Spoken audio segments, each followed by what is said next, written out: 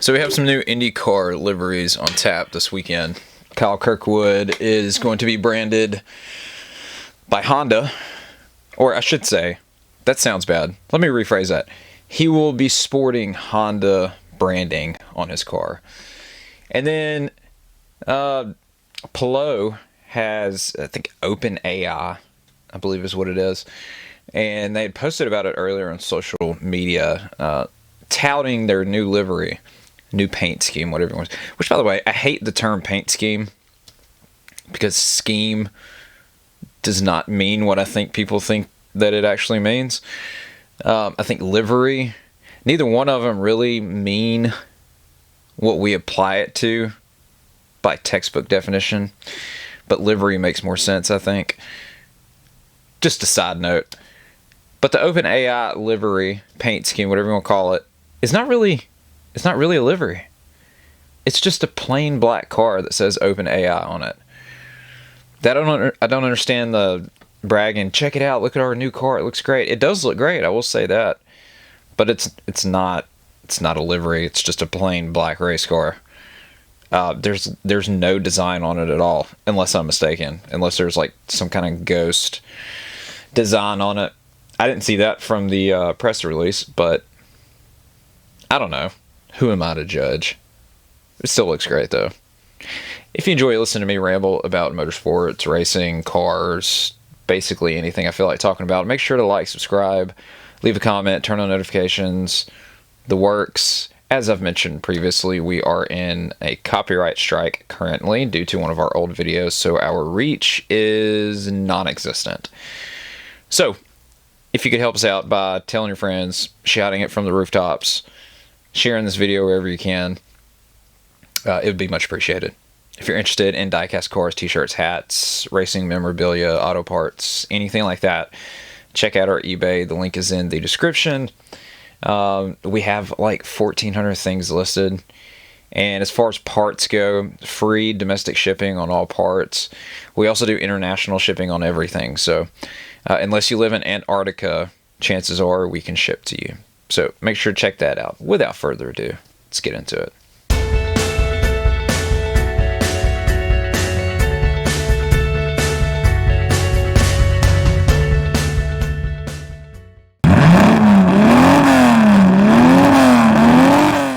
So I was talking to my mother the other day, and I'd totally forgotten about this. So I've told the story about my dad. He passed away in 21, and my grandfather passed away almost a year to the day. Actually, I think it was like 3 or 4 days separated when my dad passed away from when my granddad passed away, date-wise.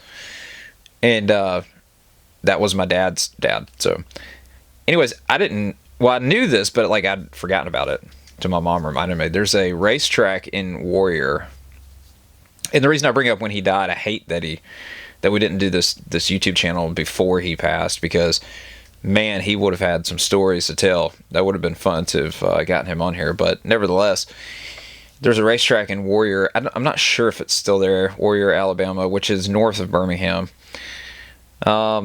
I'm not sure if the track is still there, to be fair with you, because I haven't been back to Birmingham in a while. And much less Warrior. I usually just pass that on the interstate when I go to see my mom.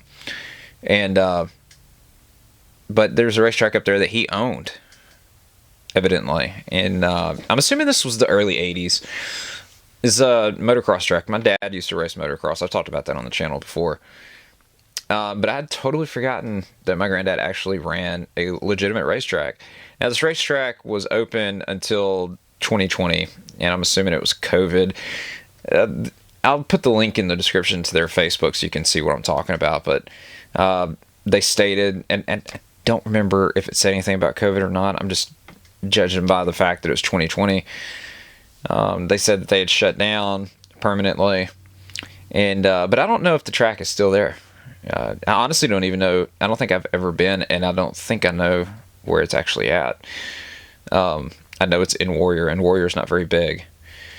It's pretty interesting. That whole area, my family settled back in the 1800s. There's an exit off of I-65. It's called Warrior Robins, and the Robins is actually It's named after a road that's in Warrior, and that road is named after my family. So interesting little tidbit. Useless knowledge, actually. I doubt very many of you watching this are going to be going to Warrior anytime soon. You're not missing anything. Warrior is it's a flyover town, city, whatever. I wouldn't even call it a city. It's really small. As you're going from Birmingham towards Huntsville or towards Coleman, you bypass it, and I mean they've got some stuff right off the interstate, but after that you get downtown, and unless it's changed since I've seen it, most everything down there is shut down. I know there was a furniture store down there that was open forever, and it blows my mind how furniture stores stay open. I don't get it. It's like Ashley's Home Furniture. This is a side note. I know it has nothing to do with racing. I don't understand how this places stay open. There's an Ashley's Furniture in Fultondale, which is also it's a little bit north of Birmingham, that stayed open forever. I don't know if it still is or not because I haven't been down there forever, but it stayed open forever. And there was never anyone there. Ever. I don't understand how those places stay open. But they also... Every time I see one, it reminds me of Heilig Myers, which was a furniture store back in the 90s. And I don't know if they... I know they're not around anymore, but I don't know when they actually shut down. But they sponsored Dick Trickle and Junie Dunleavy in the late 90s, the number 90 Cup car, which is, to this day, one of my favorite liveries and one of my favorite teams. Junie's teams never ran up front. I mean, they did. I think Dick Brooks won one race with them. But they weren't a front-running team. They were a team that was, they gave people their shot at racing in Cup. Their first foray into the series. Ken Schrader's one of the notables who ran with them and got into the series. But and then they gave Junie gave Dick a shot because Dick came into the sport late, age-wise. And so landing a top shelf ride was probably not, it was never going to happen. But they did have some good runs together. I remember he ran top 10 at Rockingham, I think in 98-ish, maybe 97. I don't remember. One of those years. But anyways, it's a personal favorite team of mine from back in the day. And then they had Hut Strickland in the car in 2000, 2001. The 2000 livery... not crazy about, but the one from 01 was smoking Hills Brothers coffee. And then Hutt left and took sponsorship with him to Bill Davis.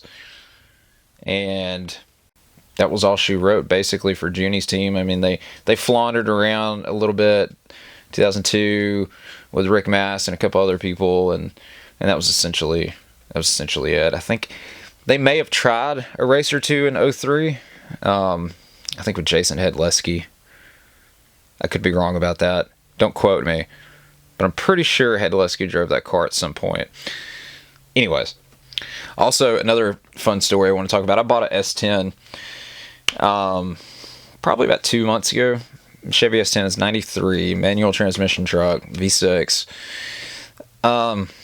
It got me thinking. My dad, when I was younger, not when I was a kid, but when I was younger, he had about the same... It was the same body style. I'm not exactly sure what year it was, but it was a square body S10. He had two of them.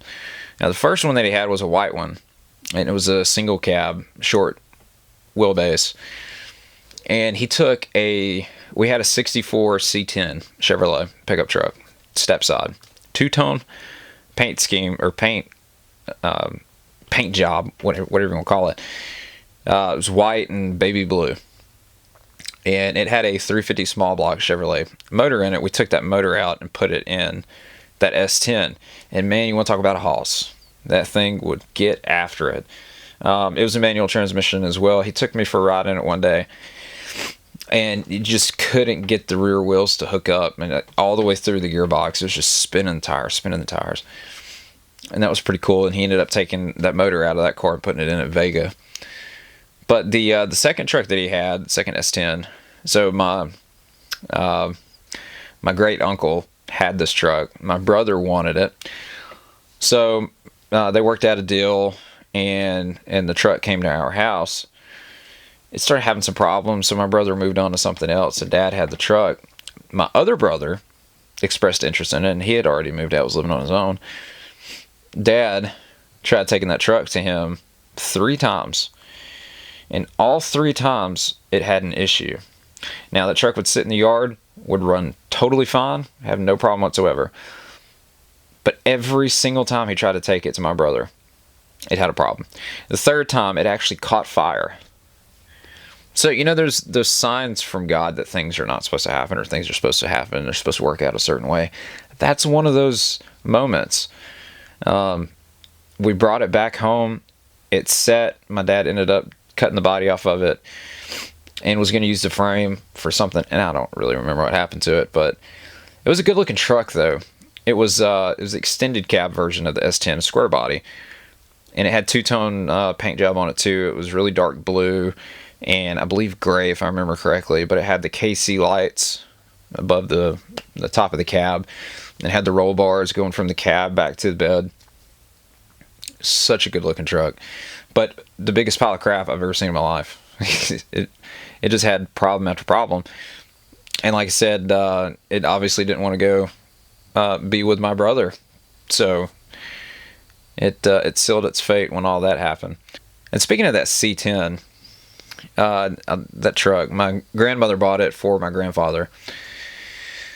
He was out on a run. He was a truck driver at the time. And she bought it for him. And my dad, I remember he drove it when I was a kid. My grandfather had a stroke and couldn't drive anymore. So my dad drove the truck a lot when I was a kid. And some of the stories of that thing, let me tell you what. So the reason he stopped driving it, it had drum brakes all the way around. And he was driving in Fultondale one day and went through some water. Brakes got wet, wouldn't stop. And he went through an intersection, just about clobbered 2 or 3 people. And that was all she wrote. He brought it home, parked it, and never drove it again. There's one day we were at the house, and we were having to do some work on the roof. I don't remember what for. And the way that our house set, it's set up on a hill. So it was level, but the hill went down like that. So it kind of stuck out over the hill. And the back of the house was pretty flat to the ground. And we had the back door. The back door to the house opened up to the kitchen. So as soon as you walked in the back door, you're in the kitchen. Okay. As soon as you open the back door, the refrigerator is right in front of you.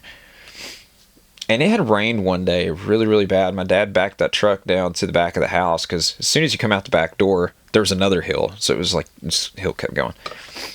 And we used that truck for a ladder to get up on the roof because it wasn't that tall. And so it wasn't that far to get up on the roof. So you just use the truck. And he had backed that truck up and it was a 2-wheel drive. And since it had been raining the day prior, it got stuck in the mud. The hill had basically turned into slush. And my dad was trying to get it out. He finally got mad and irritated with it, so he just goosed it, man. Just stood on it. The back door to the house was standing wide open. So when he stood on it and started slinging mud everywhere, mud went in the kitchen and went everywhere. I mean, the refrigerator was brown instead of being white. My mother was none too happy. That was, that was not good. Not good. It's one of those things, man. I'll never forget that. I miss that truck too. He'd given me that truck and it sat forever with no engine in it. And then I got really broke when I was going through separation from my ex. And so I needed the money and sold it. It's one of the worst decisions I ever made. I'd love to get it back one of these days. Who knows? It may turn up. I doubt it. It might. But anyways, I took the boys and my daughter and my wife to Sunny South Raceway this weekend. If you've never been, if you're ever in Mobile, I highly recommend going to this track. It's out in the middle of nowhere. Absolutely nothing around it, but it's such a cool track. It's a little bull ring. I mean, it's real small. It reminds me, when we were walking up to the property, it reminded me a lot of Sayre, which is north of Birmingham. Sayre is the track that Hut Strickland cut his teeth on back in the day. He's actually in the Hall of Fame. Fun fact. I have a friend who races there as well, currently. That's an awesome track. But so is Sunny South. And we watched Legends, Bandoleros, and I'm assuming go-karts. I'm not really sure what they are. They like go-karts, but they have cages over them. And at one point they had, I don't really know what you call them, but they're like go-karts for kids who've never done it before. They're electric. They're pretty quick, but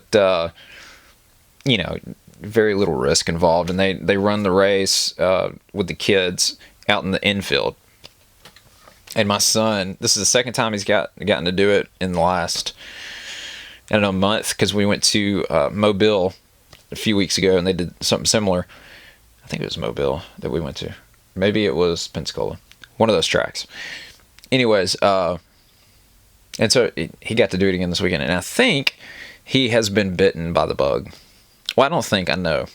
Because all I've heard since we've gotten back is how cool that experience was. And so it looks like Daddy is going to have to buy a legitimate racing go-kart and get him out there. I don't know how Mama's going to feel with him out there with no cage over him or whatever. I mean, we could do the ones with the cage. I don't know.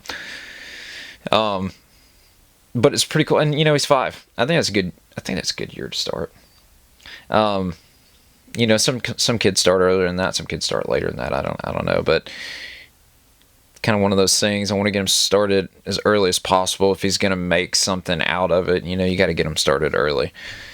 It's a young man's game as far as moving up is concerned. And so, I don't know, we'll see, but I keep posting pictures of it. So I'm sorry if I bombard you guys with photos of this past weekend, but one of my proudest moments as a father is watching him out there doing that and enjoying it, which is freaking awesome, man.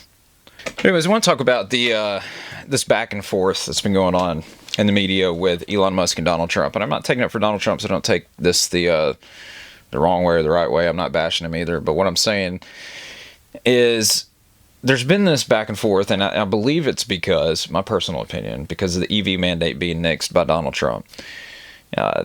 Elon's been going public about the bill and everything they're trying to pass right now. I don't want to get off in the weeds about politics, but the EV mandate, I believe, is his point of contention because it's going to take money out of his pocket. I mean, Tesla's an electric car company. All right, but let's be real about this. EVs are awful. Okay? I've made my position clear on that a million times. If you follow this channel at all, you know how I feel about them. Awful. Awful. Now, some of them look cool. Now, for instance, Hyundai has a new SUV. It's a monster. Okay? And I'm going to have to read the name of it because, like, this is the stupidest. Okay. The Hyundai Loniq 9. Loniq. Loniq 9. I don't know what that means, but it's an electric SUV. It's a monster. If you've seen the I think it's the Kia Carnival, which is a massive like people carrier. I mean, it's huge, and I think this is basically the same thing, just electric. And I honestly wouldn't be surprised if it is the same thing. I mean, Kia and Hyundai are the same company, so it may be. I don't know. But this thing is massive. Okay, but you look at the inside of it, it looks really cool. Car and Driver called it a space station. That's what it looks like, with all these little gizmos and stuff that you can put in these cars because they're electric. It looks futuristic. Okay, I'm down with that. I just don't have a personal issue with electric vehicles. It's a personal preference. I mean, you can like what you like. I don't have a problem with that. I just don't like them. I'm going to take internal combustion over electric every day. And if we get 30 years down the road from now and they're not selling petroleum anymore, and you have to have an electric, I will find a way to produce my own petroleum. I mean, I don't care. I will not drive an electric car. Mark my words. Mark my words. If I can spit it out, I will never drive one. But I will say the new Hyundai looks great. And I think Elon, like I said, his issue is the EV mandate being nixed. I think Trump actually tweeted about that the other day. It could be, that his concerns about the debt ceiling and everything's legitimate. I don't know.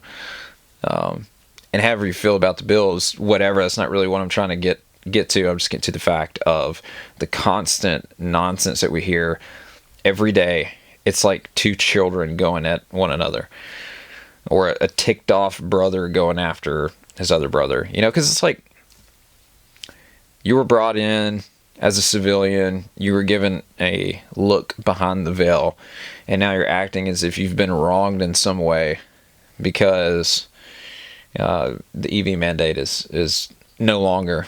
You got to think too that the citizens would have to pony up in order to completely switch from combustion engine to EVs. EVs are not cheap in the slightest. They are equally as expensive as petroleum powered vehicles, if not more. Most people, you think the middle class, everyone in the middle class could afford to do that right now? Shoot, no. I can't afford to do that right now. So I can only imagine how other people are. It's nonsense. It never should have been put in place to begin with. And that's leaving out my bias towards EVs. It was a terrible policy. It's one that should have been nixed from the outset. It never should have even been a conversation point. But anyways, I keep going. I'm going to get into politics, and I'm trying to avoid that. So anyways, if you enjoyed listening to me ramble about motorsports, cars, all that kind of stuff, make sure to like, subscribe, leave a comment, turn on notifications, share this video, tell your friends, spread the word, shout it from the mountaintops, rooftops. Much appreciated. If you're interested in t-shirts, hats, auto parts, racing memorabilia of any kind, make sure to check out our eBay. The link is in the description. As always, I appreciate you guys watching. Until next time, God bless, and we will see you later. Peace.